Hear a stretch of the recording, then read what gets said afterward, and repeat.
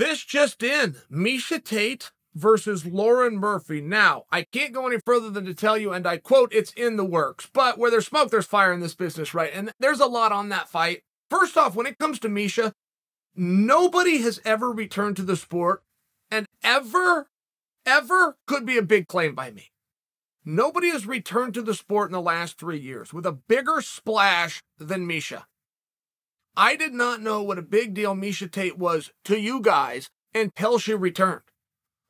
I mean, she's capturing headlines. Now she's headlining events. Sponsors are coming out of the woodwork. Media is coming out of the woodwork. She puts a complete wrinkle in the entire division. I never loved the idea of Miesha versus Amanda. I knew that's where Miesha wanted to be. I fully support it. I'm saying I didn't love the idea. I just didn't need to see them fight again. I got to see those ladies compete once. It was two different eras. The champions came together. Off you go. I could be sold on it, but I would have to be sold. It would take some marketing, take some interviews, take a few highlight tapes, some training, some rumors coming out. Right? It would need some work for me. However, stay with me, guys.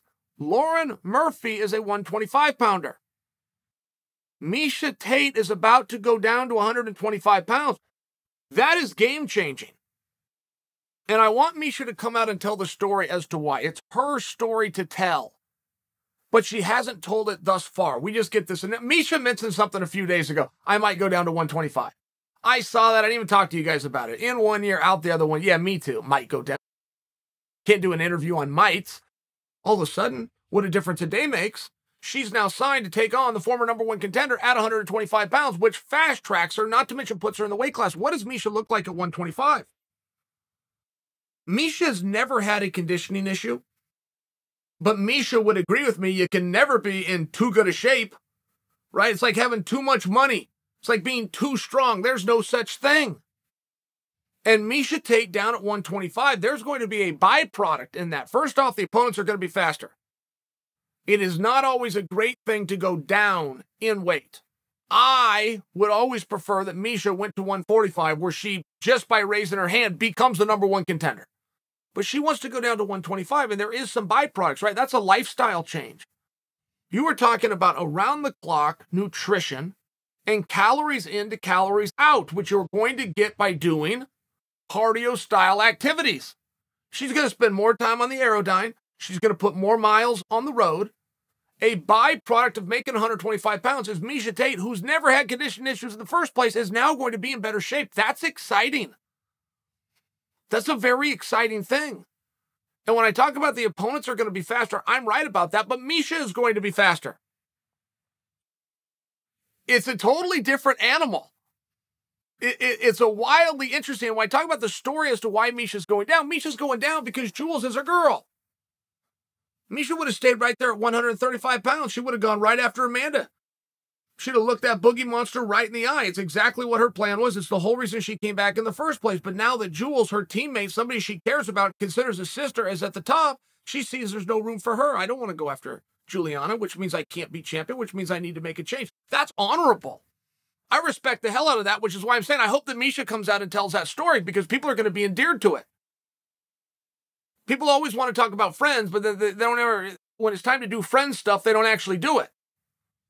Daniel Cormier, one of the great stories. He was a training partner and friend of Cain Velasquez. Daniel was a heavyweight. Cain got there first. Daniel was over in Strikeforce. Daniel comes to the UFC. He's making his run through it. Nobody's winning.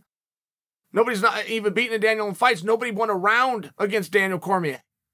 And Daniel said, I'm on a collision course for Cain, who's my guy. I'm not going to do it. I'm not going to put anybody in a weird spot. Not me, not Cain, not the promotion. I'm out of here. And went down to 205 pounds. That was very difficult for Daniel to do. You guys have all heard the Olympic story of Daniel Cormier not making weight at the Olympics. Now, I know that you've heard that. That is not true. That is not true, but that's the way the story is told. So without correcting that story, I'll just remind you, that was at 213 pounds, and the year was 2008. So Daniel had a hard time making 213, but he's now got to be 8 pounds less 10 years later. Very hard to do. It was a real commitment. But Daniel was loyal. He didn't want to put anybody in a weird spot, so he just removed himself from the spot. Miesha's doing the same thing. I just wanted to get credit for it. It's just a cool move.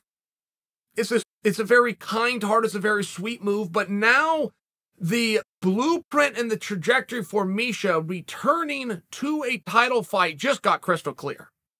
Go beat Lauren Murphy. How's that for clear?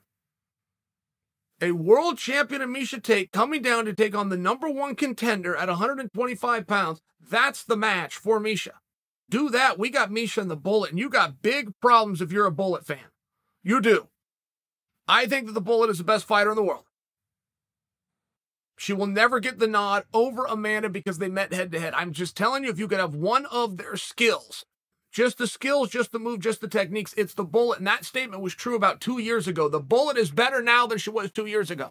The Bullet of 2 years ago, as great as she was, if she faced herself today, it would not go the distance.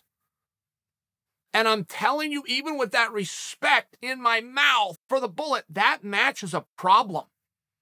Miesha Tate on top, Miesha Tate with the wrestling, Miesha Tate's ability to slip punches, get inside, and create some other kind of action. It's a problem for anyone. There's nobody that should be more happy about this than the Bullet, because the Bullet's cleaning out that division. Not to mention meaningful opponents.